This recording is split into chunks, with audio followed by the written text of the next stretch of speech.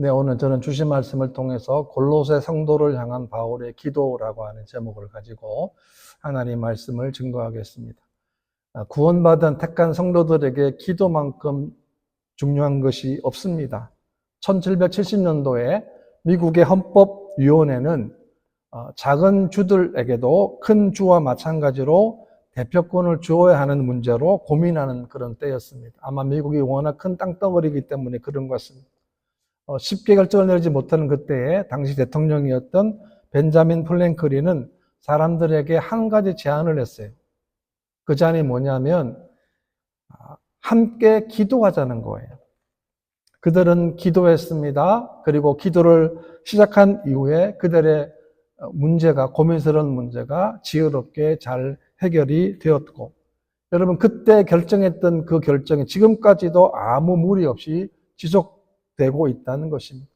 이것은 뭘 말합니까? 바로 기도의 힘을 말하는 것입니다. 기도가 우리가 영적인 삶을 살아갈 때 가장 중요한 승리의 근본적인 원인이 되는 것입니다. 제가 자주 말씀드리는 것이 축복의 통로가 되자고 말씀을 자주 드리지 않습니까? 세상 가운데 교회가 축복의 통로가 되는 것만큼 값지고 귀한 일은 없을 것입니다. 이 땅에서 교회와 성도가 빛이 되고 소금이 되는 것만큼 멋진 일은 없다는 것입니다. 여러분, 예수 모르는 사람들이 예수님을 알게 되고 예수님을 아는 사람들이 더 알아가는 거예요. 하나님을 만나는 겁니다. 하나님을 경험하는 겁니다. 그래서 그의 삶이 완전히 바뀌는 것, 생각만 해도 기쁜 거예요. 오늘 본문에 보게 되면 바울이 골로새 교회를 성도를 향한 기도가 나오는데요. 저는 몇 가지로 교훈을 얻고자 합니다. 그 첫 번째는 하나님의 뜻을 알기를 위해서 기도했습니다. 9절인데요. 이로써 우리도 듣던 날부터 너희를 위하여 기도하기를 그치지 아니하고 구하노니 너희로 하여금 모든 신령한 지혜와 총명에 하나님의 뜻을 아는 것으로 채우게 하시고 라고 했습니다.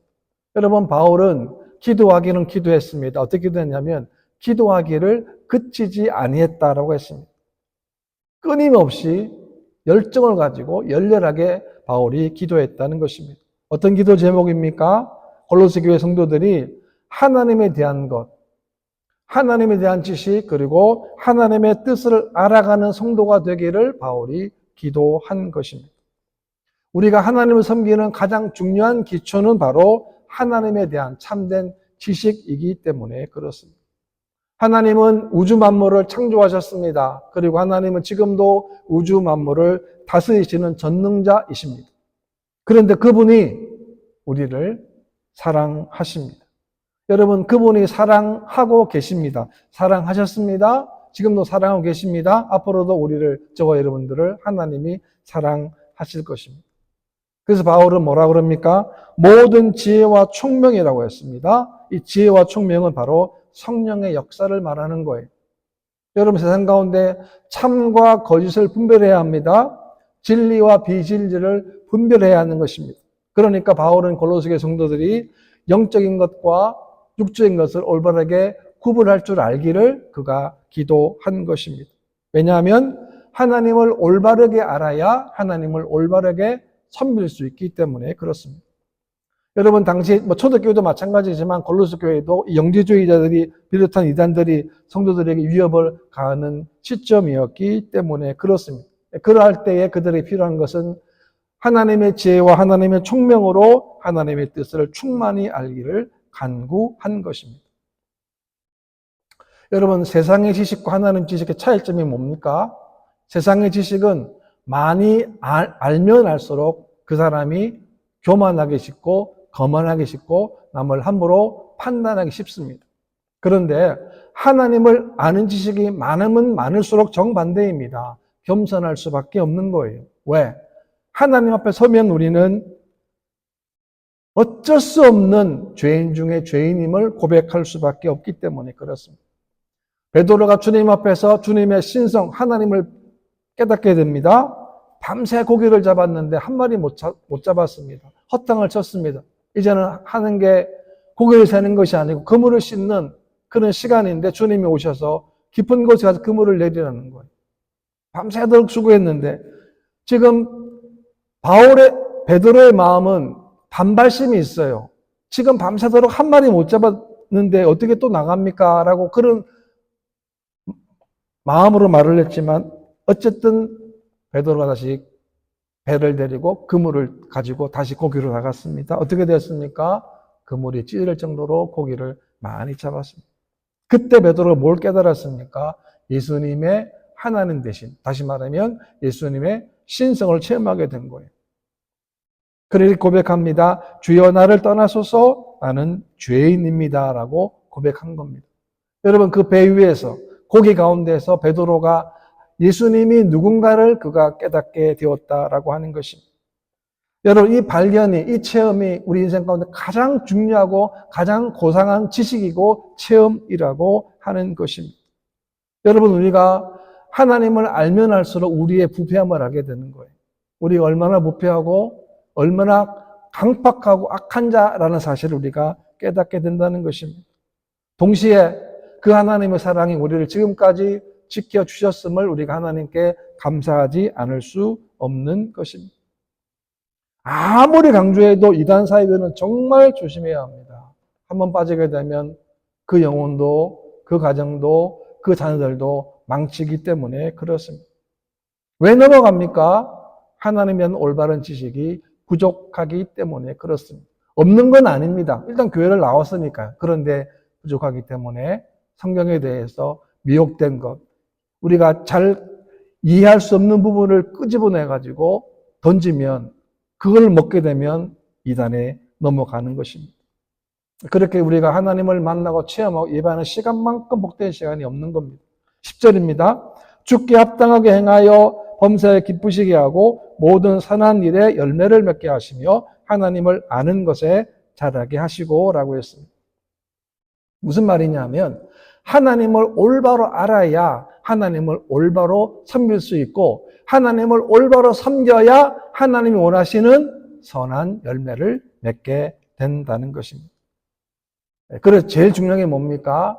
하나님을 제대로 분별할 수 있는 그런 영적인 지각이 필요한 것입니다.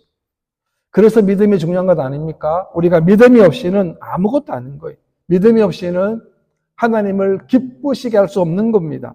믿음이 없는 신앙은 단순히 종교 생활에 불과하기 때문에 그렇습니다. 빌립보 1장 말씀에 보게 되면 오직 너희는 그리스도의 복음에 합당하게 생활하라라는, 합당하게 복음에 합당하라. 우리가 구원받은 천국 시민으로 예수 믿는 사람답게 살아갈 것을 말씀하고 있는 거예요. 여러분 만약에 주님의 복음에 합당하게 살지 않는 자가 어떻게 선한 영향력 있는 성도가 될 수 있겠습니까? 불가능한 일입니다. 우리는 날마다 우리 자신을 돌아봐야 합니다. 예수 그리스도의 복음에 합당하게 생활해야 우리들에게 하나님이 원하시는 선한 열매가 맺혀지게 되는 것입니다. 여러분 나무에는 사과나무에는 사과만 열리지 않습니까? 배나무에는 배만 열리지 않습니까? 그래서 본문에 보게 되면 모든 선한 열매라고 그랬어요. 우리가 누구를 만나든 어디에 있든 어떤 영역에 있든 간에 우리는 선한 열매를 맺어야 하는데 그 원인이 어떻게 맺을 수 있는가? 복음에 합당하게 생활할 때 그런 열매를 맺게 되는 것입니다. 요한복음 15장 말씀에도 보게 되면 내 안에 거하라 나도 너희 안에 거하리라. 가지가 포도나무에 붙어 있지 아니하면 스스로 열매를 맺을 수 없음 같이 너희도 내 안에 있지 아니하면 그러하리라 라고 했습니다. 주님 안에 있어야만 우리는 좋은 열매를 맺습니다. 선한 열매를 맺습니다. 우리가 주님 안에 있어야 합니다. 매 순간순간마다 우리가 주님 안에 있어야 합니다. 왜 하나님은 열매를 원하십니까? 열매는 진짜와 가짜를 구분하기 때문에 그렇습니다. 여러분 위선자는 결코 주님이 원하는 열매를 맺을 수가 없습니다.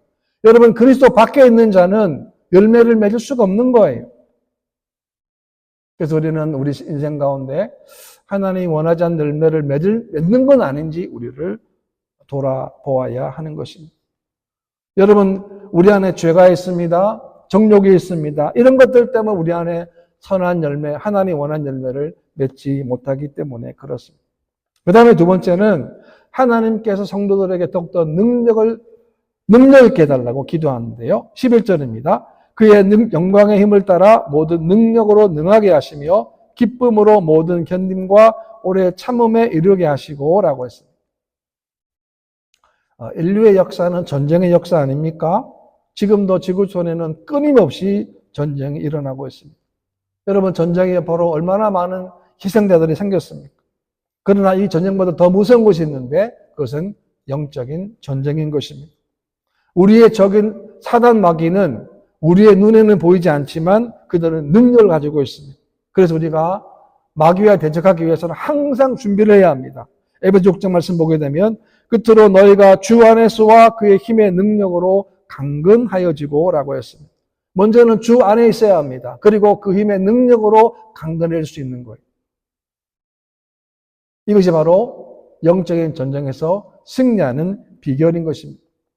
여러분, 성경에 사단은 우는 사자와 같다 했습니다. 공중의 권세 잡은 자입니다. 매우 강한 자예요. 그래서 우리가 주 안에 있어야 되고 그 능력의 힘으로 우리가 강건해져야 사단과 싸워 승리하게 되는 것입니다. 시편 105편에도 보게 되면 여호와와 그의 능력을 구할지어다 그의 얼굴을 항상 구할지어다 라고 했습니다. 하나님의 얼굴을 구하라는 말은 뭔 말입니까? 하나님을 구하라는 거예요. 여호와 하나님과 그 힘의 능력을 구하라는 겁니다. 왜? 하나님은 전능자이시기 때문에 그렇습니다. 하나님 구하는 자에게 새로운 힘을 주시는 거예요. 우리가 날마다 기도하는 것은 새로운 힘을 주시기 때문에 그것을 믿기 때문에 우리가 하나님께 구할 수 있는 거예요. 본문에서도 힘과 능력을 했습니다. 그러니까 우리가 하나님으로부터 능력을 입어야만 우리가 비로소 하나님의 능력을 발휘하게 됨을 말씀하는 것입니다. 사무엘상 10장에 보게 되면 다윗이 골리앗 앞에 섰을 때의 모습입니다. 다윗이 무슨 마음으로 적장인 골리앗 앞에 설 수 있었겠습니까? 다윗은 하나님만을 의지하고 믿음으로 나아갔던 것입니다. 다윗의 인생은 그동안 쭉 뭘 했습니까? 하나님과 동행하는 삶을 살았던 거예요. 그런 체험, 그런 과정이 다윗으로 하여금 담대하게 골리앗 앞에 설 수 있는 용기와 담대한 믿음을 가지게 한 것입니다. 다윗이 사울에게 이렇게 말을 하는데요. 아버지 양떼를 지킬 때에 사자나 곰이 와서 양떼에서 가서 새끼를 물어가면 내가 따라가서 그것을 치고 그 입에서 새끼를 건져내었고 쳐 죽였다라고 말을 했습니다. 그 고백을 보십시오.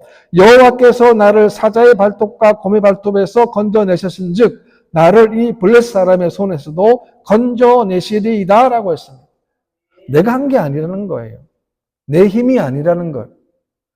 내 힘으로 못 이긴다는 게 아닙니다. 하나님이 이기게 하신다는 거예요. 왜? 그동안 수많은 시간 동안 다윗은 하나님이 자신에게 힘을 주셔 이기게 한 것을 그가 경험했기 때문에 그렇습니다. 여러분, 초대교회를 보십시오. 여러분, 교회는 공동체입니다. 교회는 복음의 능력과 복음의 권세가 나타나는 곳입니다. 초대교회를 보십시오. 함께 모였습니다. 찬양했습니다. 자신의 것을 아낌없이 나누어 주었습니다. 이것은 뭡니까? 예수 그리스도 안에서 참된 교제를 그들은 직접 실행해 보였다라고 하는 거예요. 하나님 원하시는 신앙은 뭡니까? 말과 혀로만 하는 신앙이 아닙니다. 진리 가운데 말씀에 순종하는 삶인 것입니다. 그래서 고린도서 4장 말씀 보게 되면 하나님의 나라는 말에 있지 않고 능력에 있습니다 그랬습니다. 그런데 잘 보십시오. 하나님의 나라는 말에 있지 않고 능력에 있는데 이걸 바꿔 얘기하면 하나님의 나라는 말에 있지 않고 순종에 있다는 거예요. 그래야 능력을 받는 거예요. 어떤 분이 성도님인데요. 참 조용하신 분인데 그냥 평범한 신앙생활 하셨어요. 근데 이분이 어느 날 갑자기 이래서는 안 되겠다 싶어가지고 어마어마한 기도를 많이 했어요. 기도원에 가서 다른 거 다 제쳐놓고 오로지 기도만 전념을 하셨어요. 하나님 뭘 주셨을까요? 그분에게 능력을 주셨어요. 정말 성격도 내성적이고 말씀도 많이 안 하신 분은 어떤 하나님께서 감동 주셔가지고 이래서는 안 되겠다. 내 인생에 언제 끝날지 모르겠지만 내가 가서 하나님 붙잡아야 되겠다. 그래서 그렇게 기도했습니다. 기도했더니요. 그분에게 하나님의 능력을 주셨어요.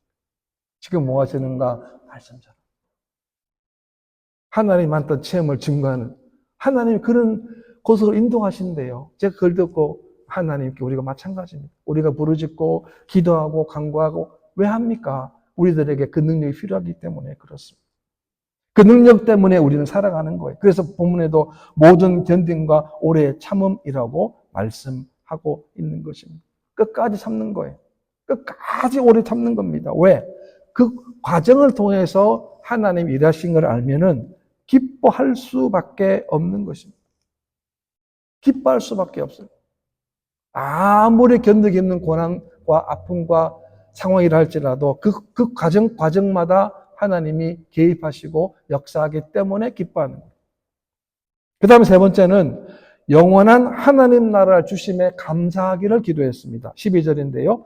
우리로 하여금 빛 가운데서 성도의 기업의 부분을 얻기에 합당하게 하신 아버지께 감사하게 하시기를 원하노라 라고 했습니다. 하나님은 택한 성도들에게 천국의 기업을 허락해 주셨습니다. 그래서 하나님은 그 기업의 영광을 깨닫기를 원하십니다. 세상의 기업은 흥망성쇠가 반드시 있습니다. 무한정 잘 나가는 기업은 없습니다. 한때 잘 나가는 기업도 세월이 지나면 사람들의 기억에 잊혀지게 되는 것입니다. 그러나 하나님의 나라는 완전합니다. 완벽합니다. 영원합니다. 왜? 그 나라가 바로 하나님의 나라이기 때문에 그렇습니다. 에베소 1장 말씀 보게 되면 너희 마음의 눈을 밝히사 그의 부르심의 소망이 무엇이며 성도 안에서 그 기업의 영광의 풍성함이 무엇이며 라고 했습니다. 하나님의 부르신 부름의 소망을 알아야 됩니다. 우리를 부르신 분이 누구입니까? 만왕의 왕 되신 하나님이세요. 하나님의 부르심이 있기 때문에 그 안에 뭐가 있느냐? 참된 소망이 있는 거예요. 그 기업의 영광의 풍성함이 있다는 게 그것을 알아라는 거예요. 창세기 13장에서 아브라함과 조카 롯이 갈라지게 되지 않습니까? 롯은 아주 비옥한 땅을 선택했습니다. 아브라함은 척박한 땅 가나안에 남게 되지 않습니다. 아브라함이 조카 롯에게 먼저 선택권을 준 것은 인생 가운데 무엇이 중요하며 누구를 의존해야 되는지를 분명히 보여주는 거예요. 분명히 비옥한 땅을 선택한 롯이지만 어떻습니까? 그는 땅을 의지하고 살아가려 했지만 결국에는 하나님의 심판을 받았습니다. 그러나 아브라함은 하나님을 의지할 수밖에 없게 되었습니다. 그것이 뭐냐? 그것이 아브라함 주신 하나님의 복이라고 하는 것입니다. 우리가 땅에 성도로 살아가는데 우리가 하나님의 나라를 잊어버려 살아간다는 것만큼 비극은 없어요. 왜? 우리는 다 그 나라로 가기 때문에 그렇습니다. 여러분, 골로새 교인들은 원래 이방인들이었습니다. 그럼에도 불구하고 그들을 하나님이 불러주셨습니다. 그들을 하나님의 자녀로 삼아주셨습니다. 아무런 자격이나 조건이 없습니다. 그들만 그렇습니까? 오늘 저와 여러분들은 어떻습니까? 우리도 마찬가지. 우리가 구원받게 되고 하나님의 자녀가 될 조건과 자격은 아무것도 없습니다. 만입이 있어도 우리가 하나님께 찬송을 드리고 드려야 합니다. 왜? 우리가 그 많은 만 가지 은혜를 받았기 때문에 그렇습니다.